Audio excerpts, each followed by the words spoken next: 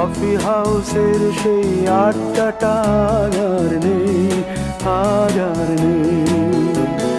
কোথায় হারিয়ে গেল সোনালি বিকেলগুলো সেই আর নেই।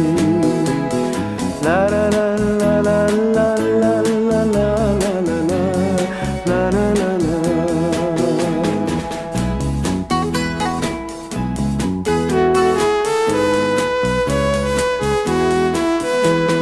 নিখিলেশ প্যারিসে, মইদুল ঢাকাতে, নেই তারা আজ কোনো খবরে।